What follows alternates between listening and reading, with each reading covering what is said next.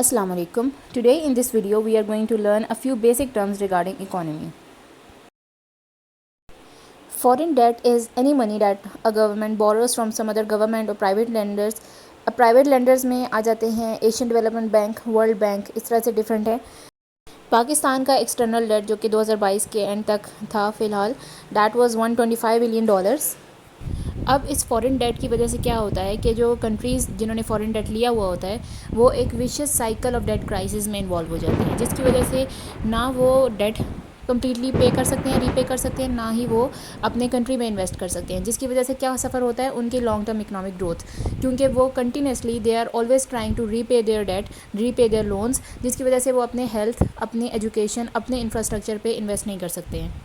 Then after a certain point of time, जब वो अपनी रिक्वायर्ड कंडीशंस पूरी नहीं कर सकते हैं and they fail to repay their loans, then that country defaults. और जब वो डिफ़ॉल्ट कर जाता है तो उसका इम्पैक्ट क्या होता है कि दूसरे कंट्रीज़ उन पर ट्रेड एम्बार्गो लगा देते हैं। What is the trade embargo? कि जिसकी वजह से दूसरे कंट्रीज़ उन पर इन्वेस्ट नहीं कर सकते, उन पर कॉन्फिडेंस नहीं रहता उनको कि अगर हमने इनको दोबारा लोन दिया तो ये हमें रिपे कर सकेंगे या नहीं। करंट अकाउंट मीन्स अ नेशंस नेट ट्रांजैक्शंस, यानी कि net imports and exports with other countries over a defined period. Current account is just one half of the balance of payments. The other half is called the capital account. What is capital account? Capital account वो होता है जिसमें investments, foreign direct investments, जिसमें savings या bonds जो होते हैं वो सेव होते हैं। And current account is a income account, जिसमें आपके ईयरली इंपोर्ट्स, एक्सपोर्ट्स, इन्वेस्टमेंट्स जो भी दूसरे कंट्रीज़ कर रहे हैं वो सब कुछ उसमें इंक्लूड होता है। Current account deficit is the difference between the imports and exports, means when a country imports more than it exports, that is when the country has a current account deficit. The opposite of this is the current account surplus, that is when the country exports more than it imports. Foreign remittances वो money होती है जो कि foreign residents अपने home country में अपनी families को support करने के लिए भेजते हैं, and this is one of the ways of direct capital inflows into a country.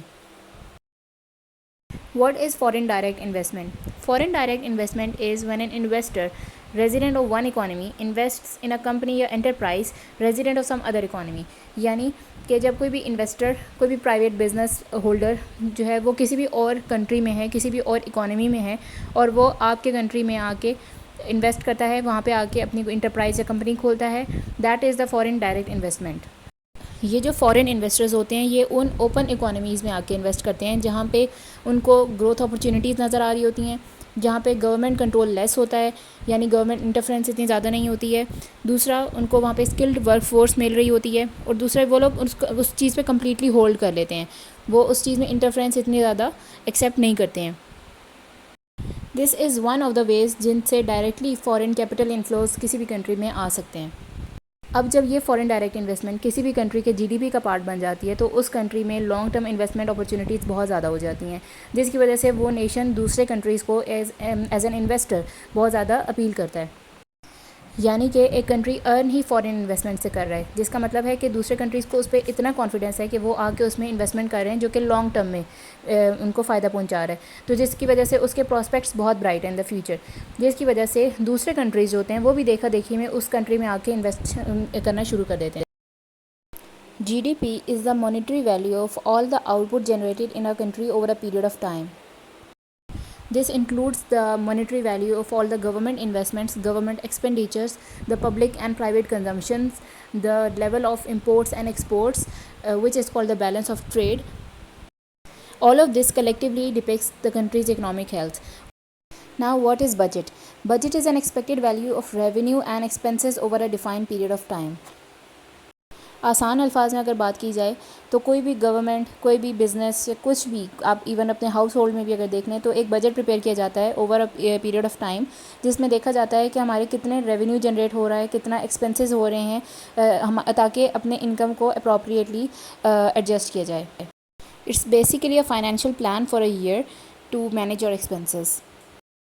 Next thing is tax to GDP ratio. It shows the ratio of tax revenue with the GDP generated in the country, and it shows how well the country is managing its economic resources. Tax to GDP ratio tells a lot about the country's tax policy and the level of development they have. जितना ज़्यादा कोई country developed होता है उतना ज़्यादा उनके पास tax revenue generate होता है.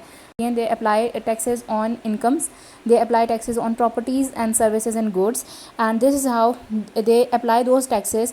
They use those taxes for education, health and infrastructure development.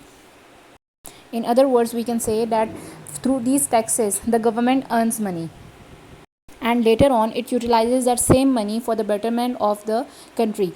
And now, what is the ideal or the best tax to GDP ratio? Anything above 15% is good for the country. If you like the video, share and subscribe to the channel, and comment down below for the kind of content that you want to watch. And thank you for watching.